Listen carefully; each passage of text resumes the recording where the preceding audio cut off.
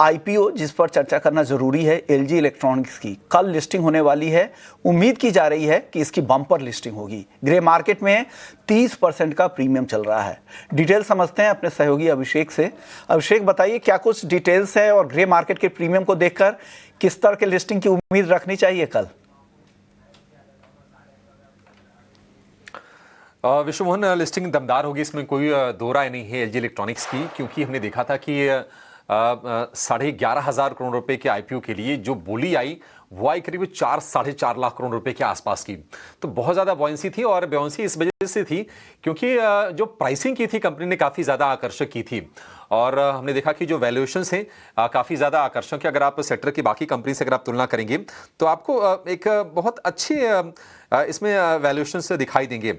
हेवेल्स हो गया, blue star हो गया, वर्लपूल, वोल्टास, अगर आप इनसे देखेंगे तो इनसे काफी सस्ते भाव पर प्राइसिंग की थी, और अभी माना जा रहा है कि ऑलमोस्ट 30% के आसपास की प्रीमियम पर हम शेयर की लिस्टिंग होते हुए देख सकते हैं।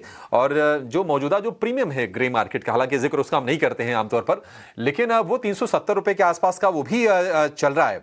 तो 1140 रुपए का इश्यू प्राइस था।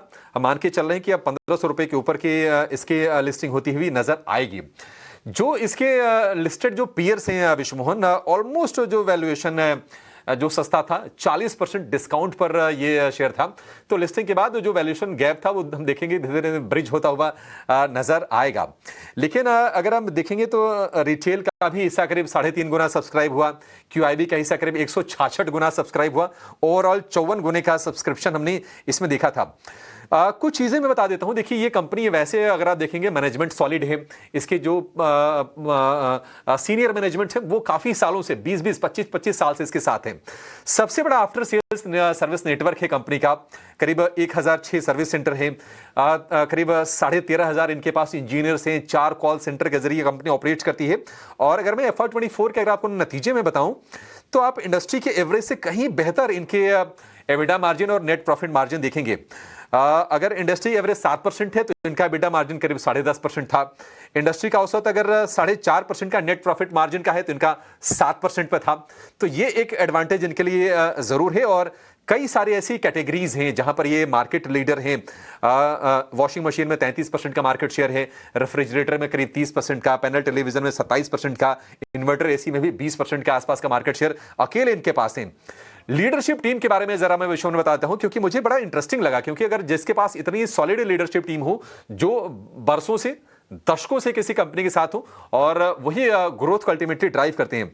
Sanjay Chitkara chief sales officer हैं, 26 साल से कंपनी के साथ हैं। Ashish Agarwal chief marketing operating officer, 25 साल से कंपनी के साथ। Atul Khanna chief accounting officer, 21 साल से कंपनी के साथ हैं। और गगनजीत सिंह को कंपनी में 27 साल हो गए, जो कि चीफ मैन्युफैक्चरिंग ऑफिसर हैं।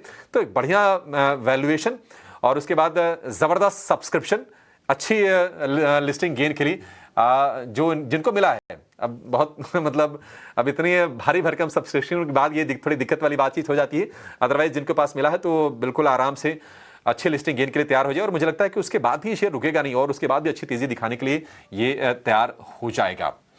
तो ये एलजी को लेकर जानकारी का लिस्टिंग है। तो इसके बारे में, चूंकि ये सबसे ज्यादा सब्सक्राइब होने वाला आईपीओ था करोड़ रुपए के टर्म में, तो उसके लिहाज से ये बताना ये जरूरी हो गया था।